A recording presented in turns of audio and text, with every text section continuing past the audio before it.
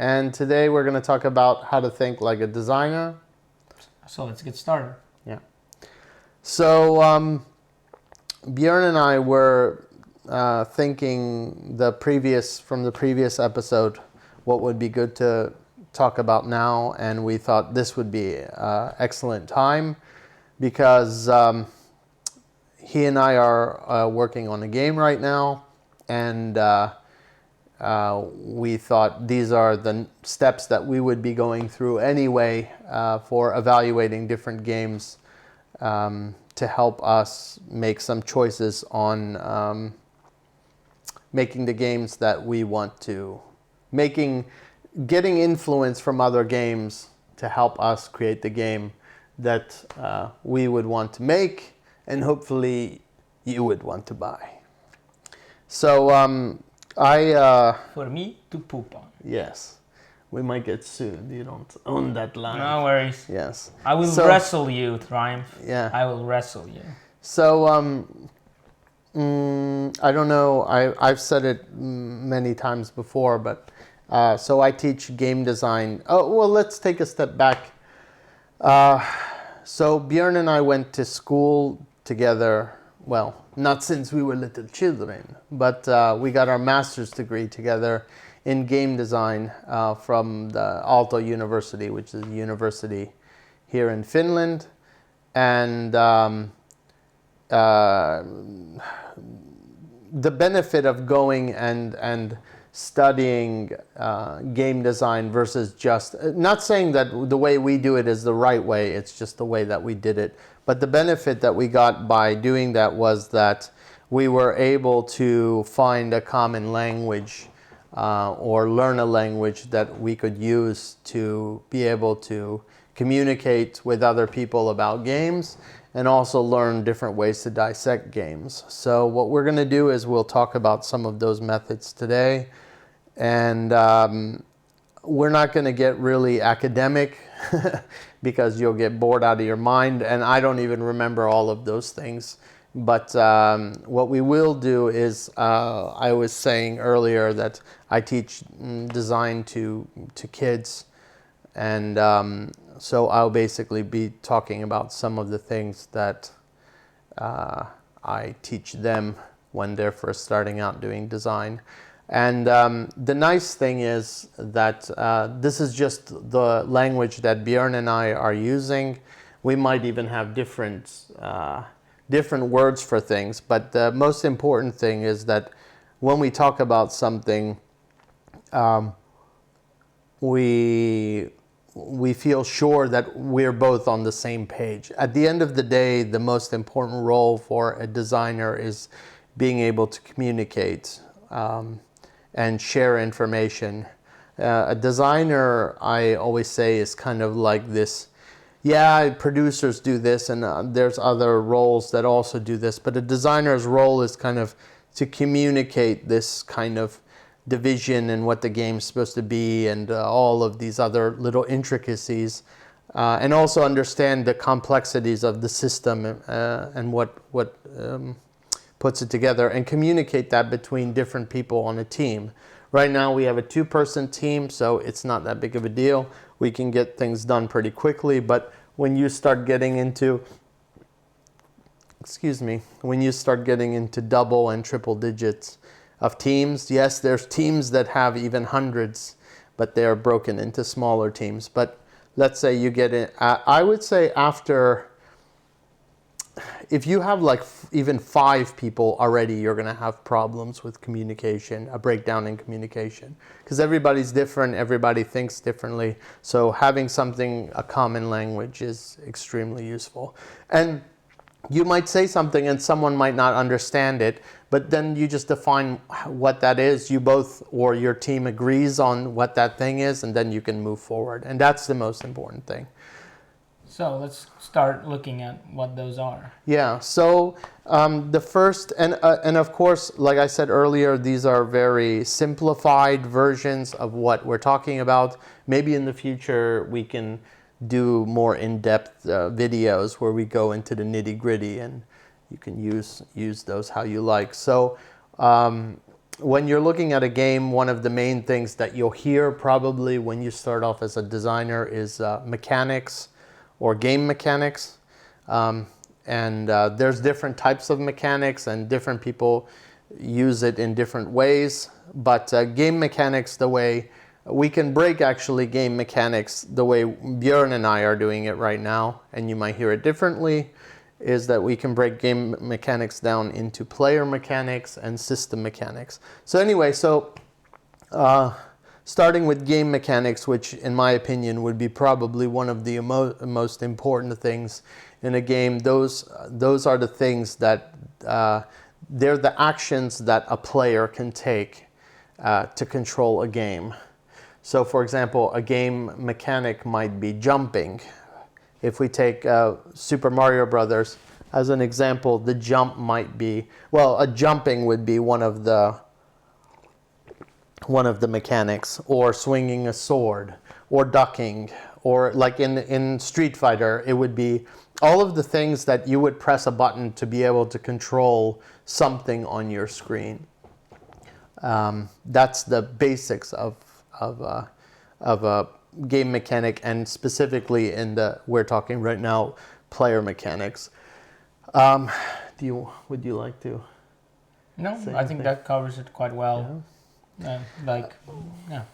And so the next thing we would say, or the other thing we mentioned earlier was system mechanics. So system mechanics, one interesting way that you could think about games is that if you've ever played, for example, Dungeons and Dragons, it's actually a really good, or tabletop role-playing games, or even Monopoly. And what happens is that, let's use Monopoly because it might be a lot more people have probably played Monopoly than they've played Dungeons and Dragons, unfortunately. There's always a role of a person to play the banker. They can also play, but they're also the banker. And the banker is kind of managing the resources or the money in the game. And it's kind of their responsibility to uphold the rules of that game. So, of course, all the players are agreeing that, hey, when we play this game, we're going to follow the rules of this game. That's a separate thing. That's not really exactly what we're talking about. The rules are a separate thing. But so the system mechanics are basically the role of what that person does. So in digital games, it would be the system that's running in the background, and it's performing different actions. There are basically, like an action might be the player presses the start button on their controller, which pauses the game. So that's a mechanic, even though that's not directly within the game. But maybe a better example might be that there's an enemy, and when the player comes within a certain region of the area of the scene, the enemy might come and attack the player, and then the whole portion of it detecting the player, it changing its kind of mode that it might be in like this searching mode. Now it goes into a pursuing mode, and then when it gets close enough to attack the player, it'll go into this attacking mode, and then it will attack the player. So all of these are kind of the system mechanics. And also, for example, I being the player will press the attack button and take a swing, and the system will then go and maybe make the bad guy lift up its shield to defend, and it'll sit there in the background and calculate like, okay, I had this type of, the enemy had this type of shield, the player had this type of sword. It blocked this much damage. The rest of the damage went through to the enemy. Now decrease the enemy's hit points by some value. And then another thing would be that it would then update the interface, which is a separate thing that we're talking about. But it would, but updating that interface, showing the enemy's health, that the enemy's health went down. So these are the kind of mechanics that that the system takes. So that's the simplified, the long-winded simplified version. We can so to summarize, you have game mechanics.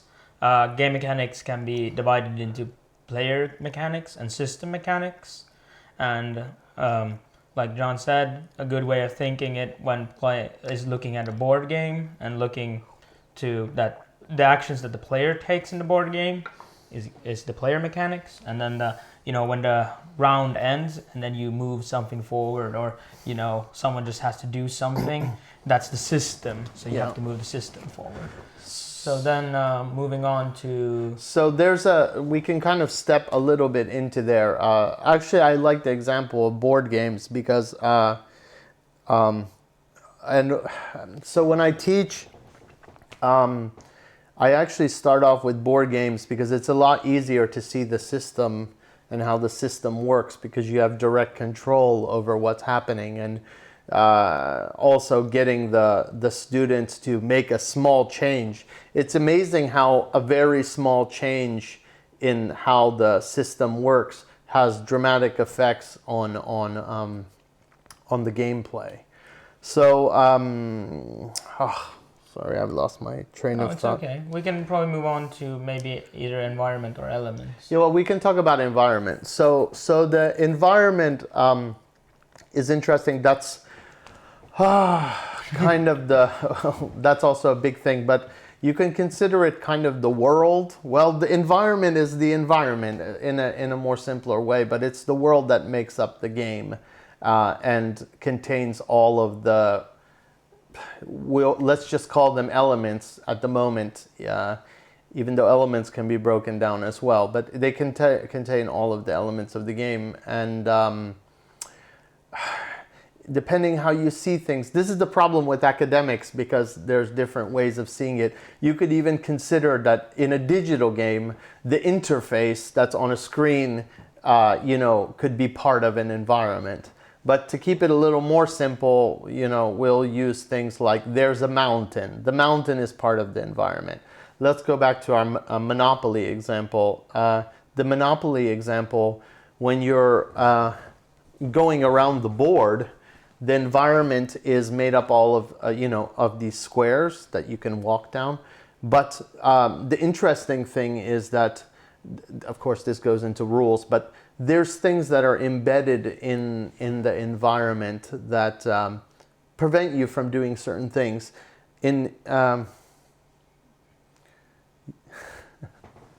So there's, for example, like there would be a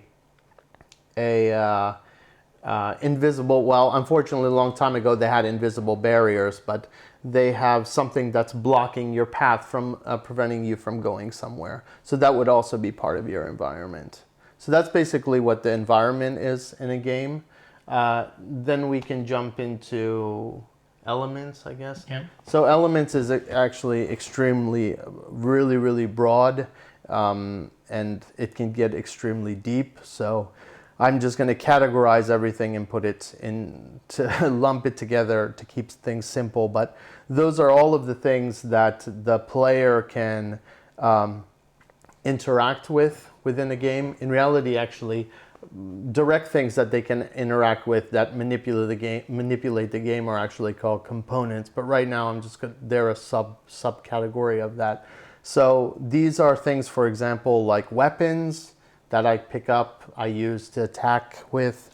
There's and those things also have their own statistics that are built into them. And using the weapon, I'm influencing and changing the state of the game. So also, for example, gold. So I defeat an enemy, or I find a treasure chest, I find the gold that's in there, and then I accumulate that gold, which of course changes the system is like, oh, he's collected gold now he has so many. Then when you go into a store, based off of whatever the game is, you can then go and it becomes a resource for you, and then you buy things with it. So in general terms, that's what a game element is. You could also say a game element is also has to do with the interface as well. It depends how you may define things. So interface is, well, some people think of interface of how do you interface with the game. An interface could be even the controller. So if I press a button on the controller, I'm interfacing with the game and changing what happens, changing the state of the game. But it also could be the GUI or the graphical user interface. So things that are displayed, the menus when I pause the game, when I go to the shop, the dialogue boxes when I'm talking with the characters. When I die, the system updating and telling me that I... Speaking of which, Dark Souls 3 was released today, so you should be playing that. But when you die and then it says on the screen that you've died, that can also be a game element. Basically, even all the pieces of art in the game, I guess, could be Exactly. considered Exactly. either element or environment, Yes. depending on what it is, its purposes. Exactly. When you get into production, maybe you, from a designer's point of view, when you're working in a team, you might not use these words this way when you talk with people. These are more terms that are used mostly between designers and other people that are kind of thinking design.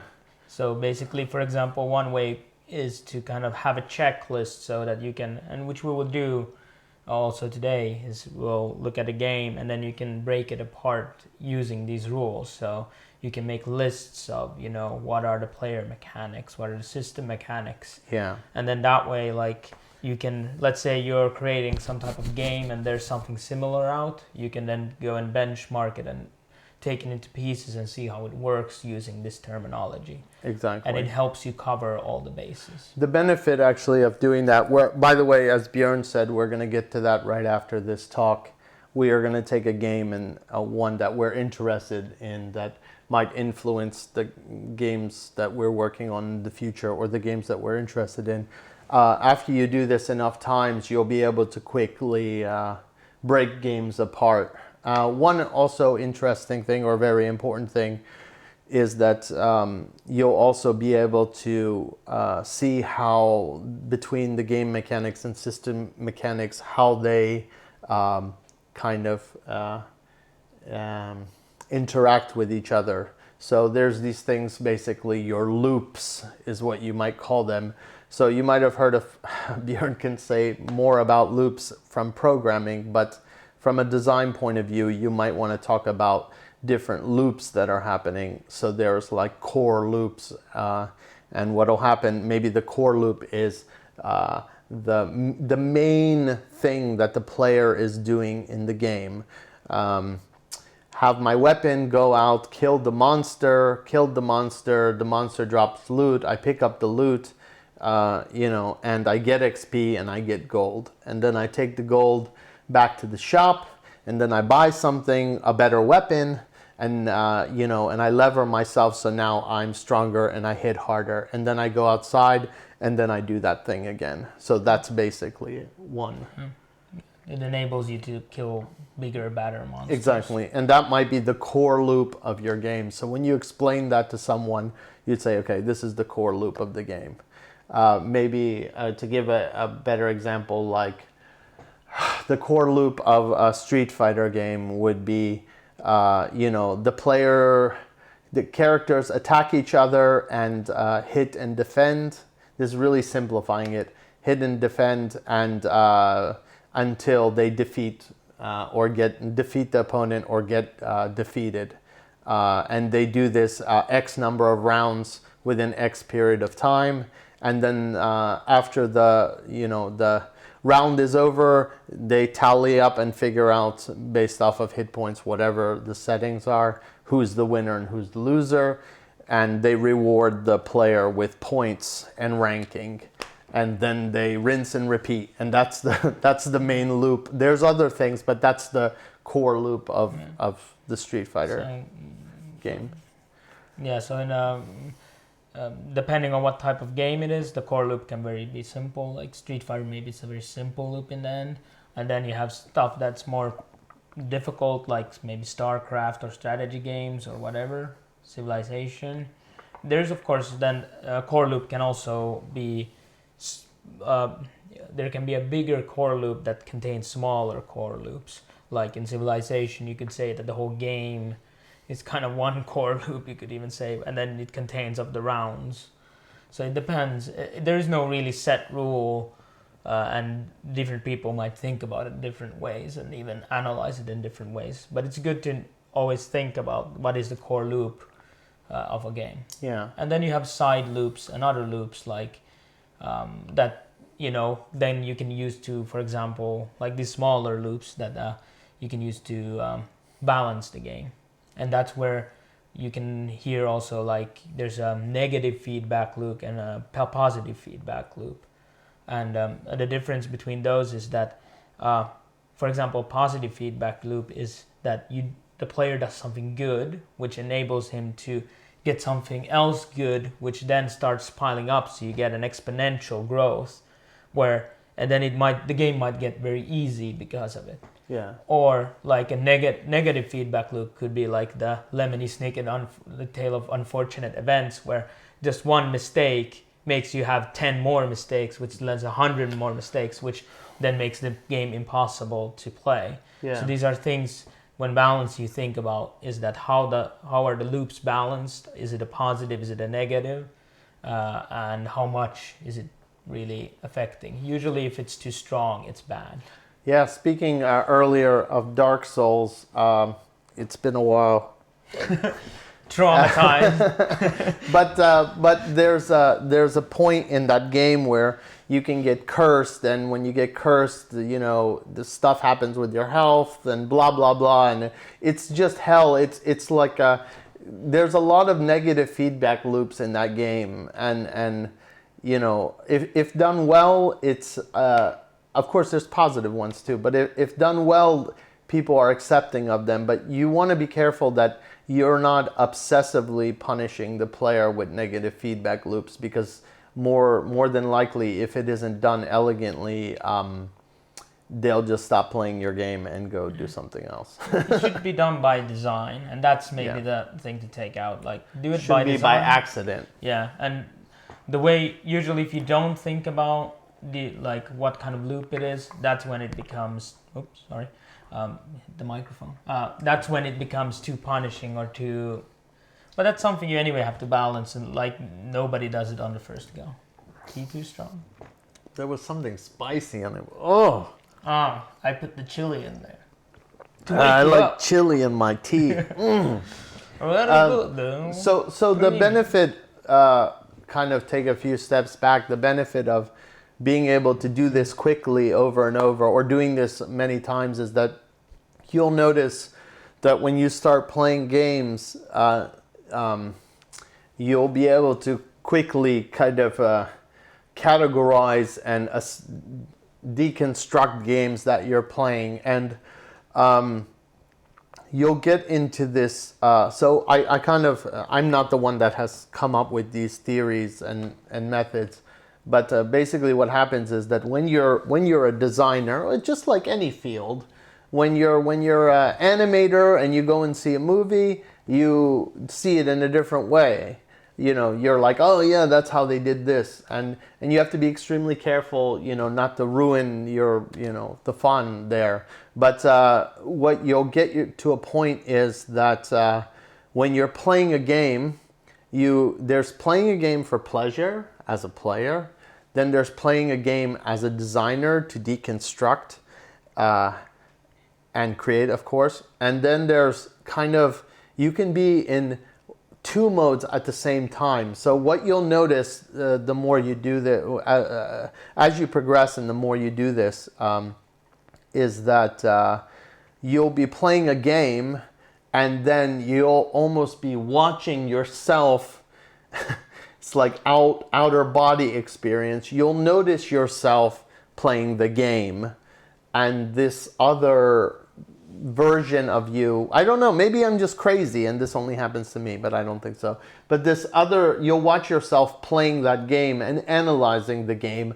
but you'll still be playing and having fun at the same time. And that's kind of as a designer, that's kind of where you would want to be when you're playing, because you'll be able to pick out things, learn things, use them, in games that you end up making. So it's not dissimilar to people who try to play games on a professional level, and they try to break apart the game so that they can have an advantage against other players. The difference mainly is that usually designers try to develop some kind of terminology and kind of way of communicating that. Like the professional player usually doesn't need to communicate in the same way. Maybe he doesn't want teammates. to. Maybe to his teammate. Like I was gonna say, in esports, probably this is like, and the people that get paid professionally. Well, there's designers, and then a game athletes. It's a different way of getting paid. But at the end of the day, what happens is I would say that esports, or looking at games from the perspective of that type of player, is they think like a designer in the sense of how does this system work and how is it put together, and they deconstruct the system, but they deconstruct the system to take full advantage of it and to kind of turn it in their favor. For example, even not in esports, but you play a game, that's where farming comes from. So it's like, oh, I know this game does this, and this every time I kill this enemy, it respawns here every X period of time. So if I just sit here, I can just get unlimited XP. Yeah. So it's not always just the designers, but the designers are more thinking like, okay, how does this work? How does this system function? So what happens is that if a change needs to be made, they really understand what are the repercussions. I'll give you an example. I was working on a game. I'm not going to talk about I don't think I can talk about all the details, but let's say I was working on a puzzle game, and in the puzzle game, the grid was 7 by 9 or 9 by 7, whatever. And, and we've worked for weeks making this, making the game based off of this 7 by 9 grid. And then what happens is then someone comes and tells me that, hey, why don't you make it 9 by 9 or whatever it was. I don't remember anymore. And it was really pushed hard that we should change the size of the grid.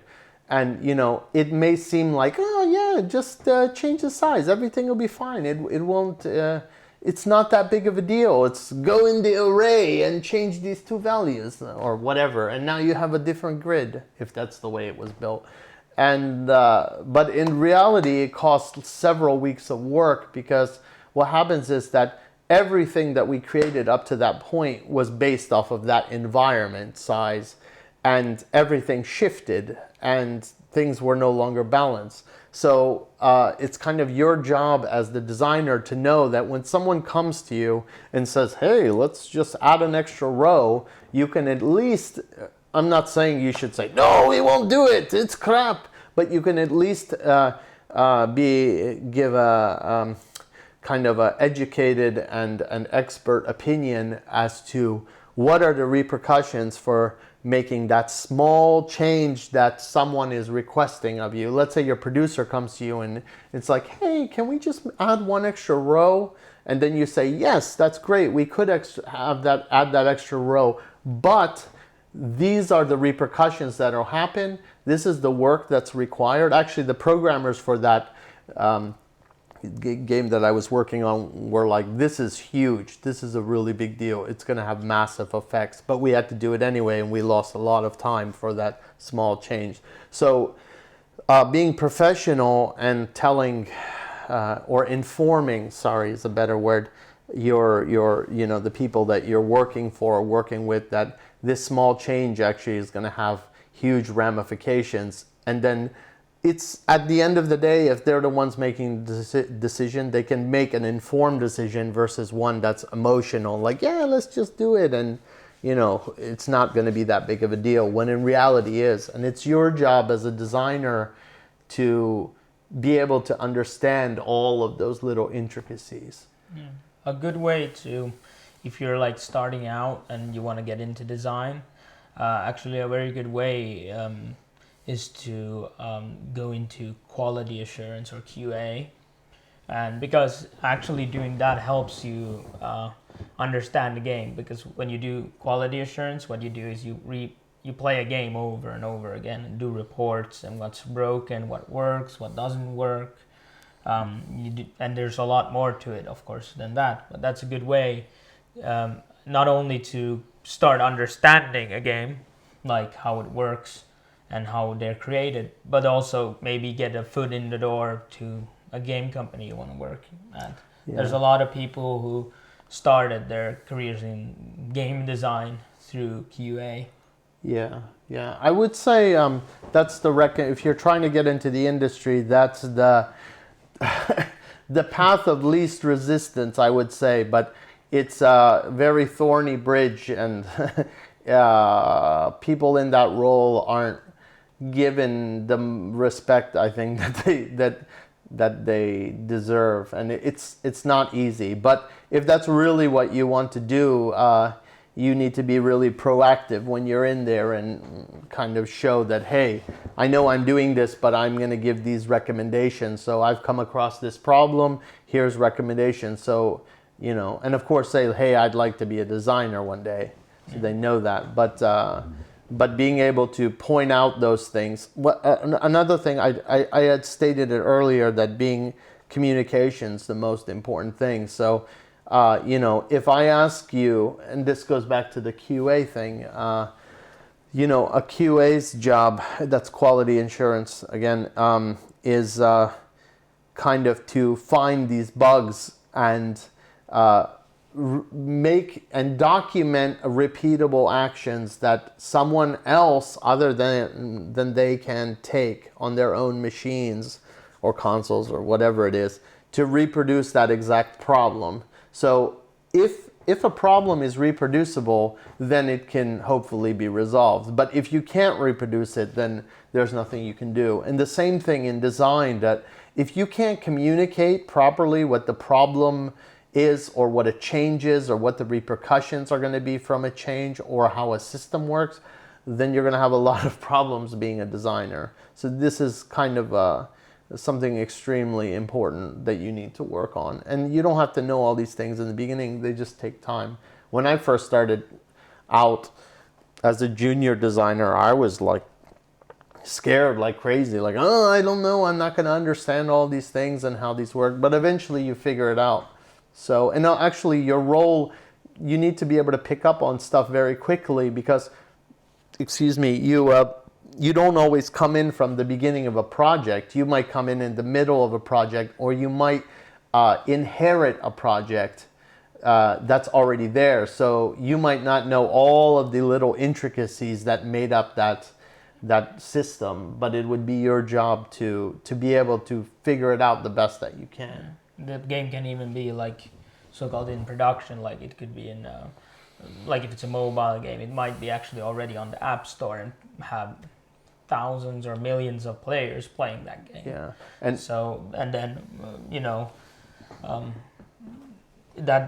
then you also have to think about how to communicate it to your audience or the players, the changes you made and why, and things like that.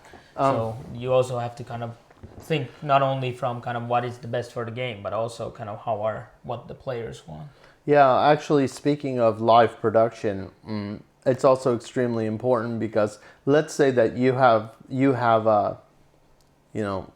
Dota or League of Legends or one of these big MOBAs or whatever, MMOs, or any of these games with millions of players all playing. When you you really need to understand the system well enough that you don't just willy-nilly make a change. You really have to think that through. This is why normally there isn't just one person handling the design. There's actually teams and they're working together, especially on these bigger games, because they're all kind of sitting there, what do you call it, trying to be like a net catching each other's mistakes and problems, because you could make a change and it's like massive, it has massive repercussions. And of course things slip by you, that you didn't even think about. And I remember this one, what was the book I read that in? But it was an article. I don't play MMOs. I barely have enough time to do anything like that. But there was an article they were writing. They were talking about, I think it was World of Warcraft, and some type of what was it? Some type of disease in the game, and they had it restricted to a very specific area. And then what had happened was that one of the players made their pet in the game catch the disease, and then on purpose, these are all on purpose, they exploited the game, and then they took the pet back to town, and then infected everybody in town with that disease. If I remember correctly, I didn't play it, so I don't know.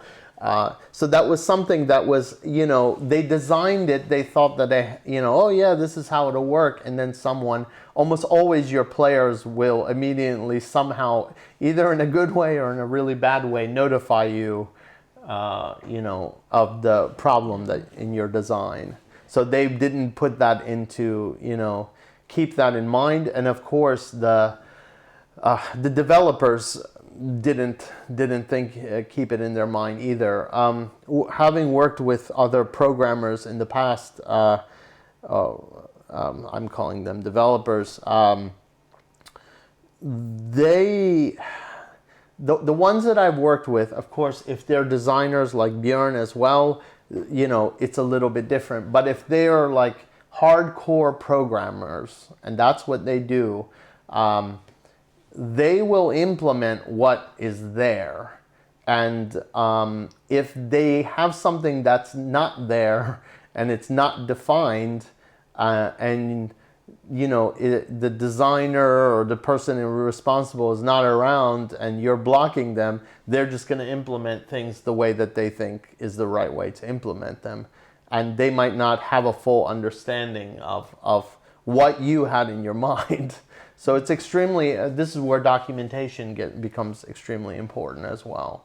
Yeah, and that's from a point of view of programming, is that if you look at a game, it's easy to oversimplify a game. A lot of games are very complex because under the surface, everything you do has to be defined by programming. There's almost nothing you don't have to specify.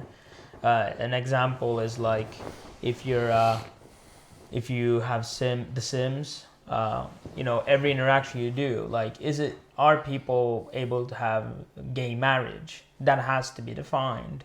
Or it'll either be allowed or not be allowed. Like you have to know. So a designer will come and ask, is this allowed? And then as a designer, you have to be able to answer. And that might become even a political discussion then, and so forth.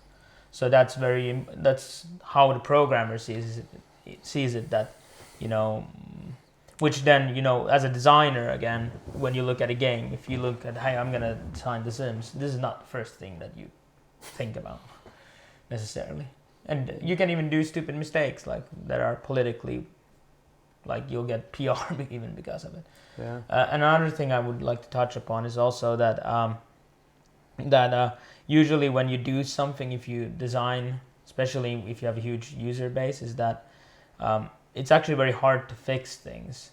Sometimes it's you can even say it's controlled chaos, where when you fix one thing, you break 10 other things. And that's the thing that a lot of people who are not designers can't see. Like when you're really into the game and you know exactly how it works, you quite fast can see like, hey, if we change this little thing, will fix that problem you're trying to fix. Like, let's say there's a programmer or whatever, it doesn't matter who it is, like if it's someone who doesn't know the design fully, and but then there's these 10 other things that will break, and then you have to choose, are you going to fix it that way and then have to also fix these 10 other things, which is okay, and then you just do an estimate and see how much work it is, or do you fix another way where you only break 5 things, and then that's, I think, like a lot of times also what can happen is that you fix those 10 other things or whatever, and then you have to fix them in a weird way also, and you see that in a lot of games where they didn't really pay enough attention and do the design well enough, and then you have weird fixes where people get upset because suddenly, you know, you had your favorite gun and then it was removed from the game because of something. Yeah, that was the fix. It got for nerfed. Example. Yeah, yes. or removed is not nerfing, but yeah, removed or nerfed, whatever these are just hypotheticals, so we don't have an example. But like, let's say you would have to remove a weapon because it would be broken. Otherwise, like your fix is that you remove a feature of some kind. Like you can't have guns with poison damage anymore. The disease thing, like you can't have disease anymore. There's a interesting example actually. I just read. And I didn't know this till recently, that on the Nintendo 64, I believe it was the Donkey Kong, what was the Donkey Kong game? I forgot. Donkey Kong? No, not the original, but the Nintendo 64 version, whatever, with the little thing. Anyway, Donkey Kong 64. They had a problem with the game, I actually think, crashing. If it didn't detect, and they couldn't find out why, if it didn't detect the rumble pack, it was for some reason checking for this rumble pack, or in the old controllers, the Nintendo 64 controllers used to have this little thing where you could put a little pack in there, like memory pack and rumble pack, whatever the hell it was called. So the fix for it was they just made a rumble pack. For no reason, like nothing, it just to put it in instead of actually trying to, like, that's what they did to solve the problem. They actually used a piece of hardware and were like, okay, we'll just ship it with this thing, and they marketed it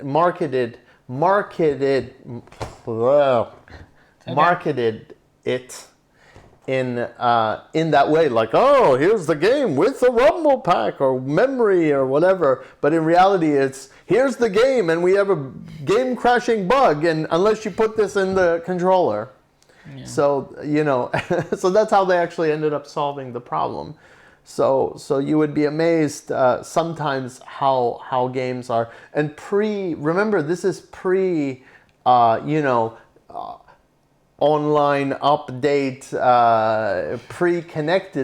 connecting days when you know it's on a cartridge, on a ROM, and it's like literally chiseling in a stone. You know, you can't. It's not like a board game where you can release a new set of rules or mail it to people. It was literally, it has to work. It either works or it doesn't work. And that's the case. Or what will happen is they'll have something that will work 99% of the time, and in rare cases, something strange will happen. And they'll just be like, all right, well, who really cares? That's enough, error to just release. So nowadays, of course, this is why unfortunately, the trend is release something extremely buggy and have like day one, patches. Day one patches, 5 gigs, day one patch, so you bring your game home and you're like, yeah, I'm going to play. By the way, Dark Souls 3 is out today. Again. This will be out in 6 years, so. Yeah, this video will release 10 years from now, and then, what the hell was I talking about? Who are you even? I don't know. Anyway, enough about that. I'm going off on a tangent.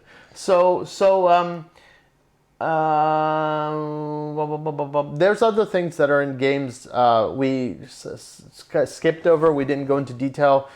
depending how deep you want to go. For example, people always talk. Let's just quickly talk about we that. can cover the basics. There's also rules. Of course, there's rules.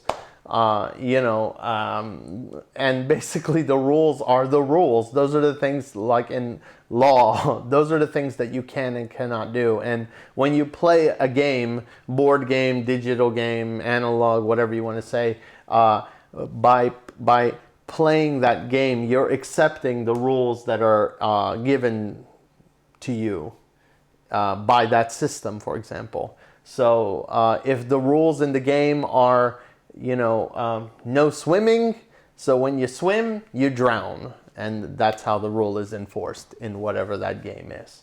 So they're extremely important, kind of, since the whole basis is there. Now, this gets a little more philosophical, and I've gone back and forth with people over this on... I'm not even going to start on the discussion of what is a game. But there's discussions back and forth about, okay, what are things that have to be within games for them to actually be games, and do they have to have rules, and how deep for them to so what would the point of contention here is, for example, sandbox games that don't have a kind of set, like you must climb the tower and ring the bell. Instead it's just like, there's the world, do whatever the hell you want. So and the games where it's basically what they call player defined rules. So you invent, like in Minecraft, people's undecided, let's have a tournament, like, or something, and then they fight each other. And along with rules are goals. So there's two main things. They are kind of, rules go hand in hand. Yeah, so we can talk about that since we talked about rules. But rules, again, are the constraints that are put on the player and the environment, basically, or by the environment, by the system, that the players have to kind of agree to. Now, and rules, well, anyway, goals, let's just, there's, most of the time there's just the main kind, but there's also secondary. So goals are things most of the time given to the player as a kind of thing to do. Now, nowadays they're very blunt and in your face. If you're you'll have a kind of what do they call them, mission windows to tell you exactly what to do and if you've accomplished these or not. But in certain games, let's say the goal, Super Mario Brothers, is what? Save the princess. That's the goal of the game. And of course, there'll be smaller goals in there as well. Defeat the boss at the end of the level or whatever. But those are kind of system-defined goals. And then opposed to that, there's another thing called user-defined goals. So this goes back to the sandbox game that you were talking about. But these can also happen in non-sandbox games. Like a lot of multiplayer games, no matter if they're sandbox or not, might have like some kind of social etiquette. Like if you play, what's it called? For example, you can play Arma or some kind of military game. In the game, you could just run in as Rambo and do whatever you want. But usually when you play with, if you play in certain groups, they have like social, like, hey, he's the squad leader. You need to follow his lead. Even if in the game itself, you could just say like, hey, I'm gonna go left, whatever he says. Yeah. And of course, players still do it, but those are kind of socially within that game might be defined or so. Yeah. And also, if you want to push it a little bit more, is like, I'm going to play Dark Souls, but I'm going to be completely naked and I'm not going to ever pick up a weapon or a shield, and I'll punch everyone to death till I beat the game. Yeah. And that's a user-defined goal. No way is the system enforcing any of that on you. You're enforcing it on yourself. And that might be a very interesting thing to watch. So, and people do that. So, it doesn't mean user-defined goals are bad. They're just some things that are not they were not, how can I say, when the game was created, they were not in the mind of the designers or the development company as a goal the system should enforce on players. They're just things that came out of, out of the internet or, from the players. And there's been some very interesting things that arise from there. So, yeah, I think I know there's more, but I think this is a good... Those are like the big that I would say that most people can somewhat agree on existing games. And then there's more specified or specific terminology and ways of breaking it apart. Exactly. This is just one way that we're talking about. Maybe if I taught this to a different group of people, I might... teach it in a slightly different way. And in the end, it doesn't really matter what you use.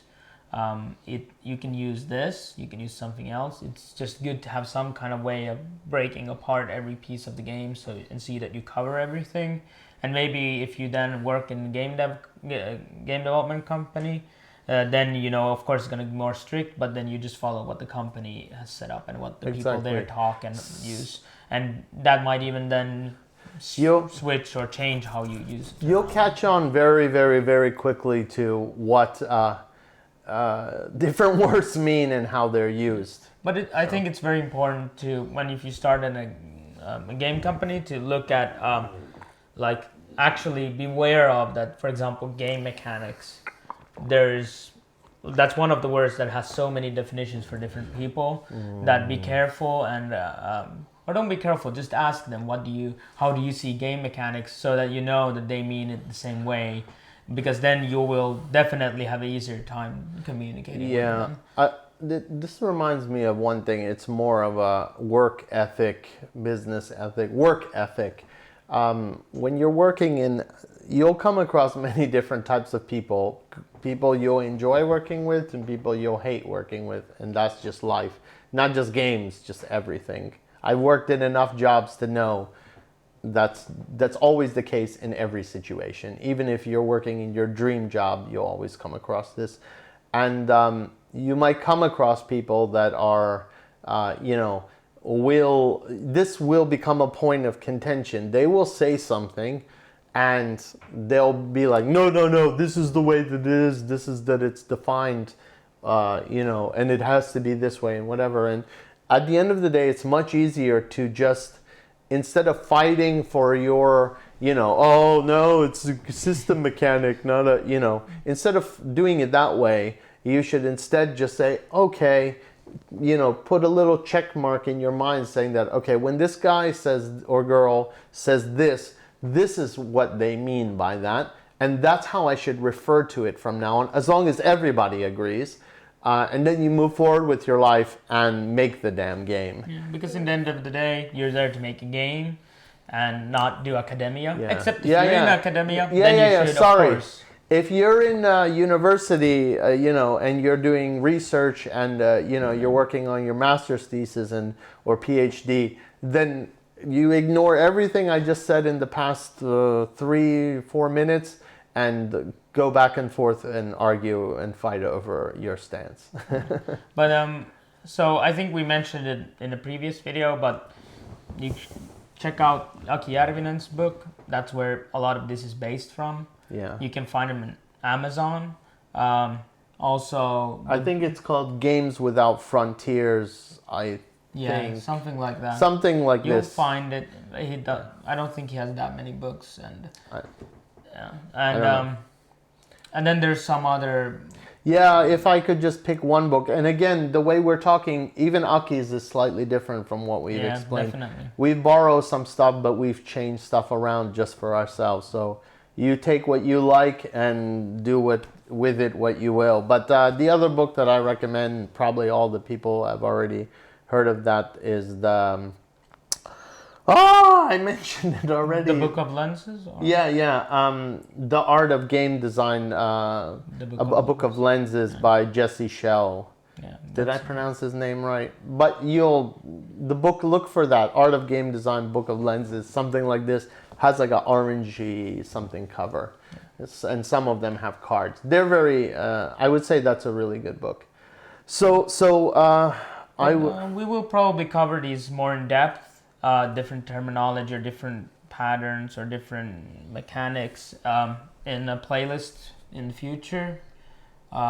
Just make like short videos and put them on YouTube. So if you need like a reference, you can watch it. Extra credits, not extra credit on exam, but the actual channel show extra credits. Look that up. Just Google search extra credits game design and you'll find it. There'll be these little cartoon characters. That's an extra.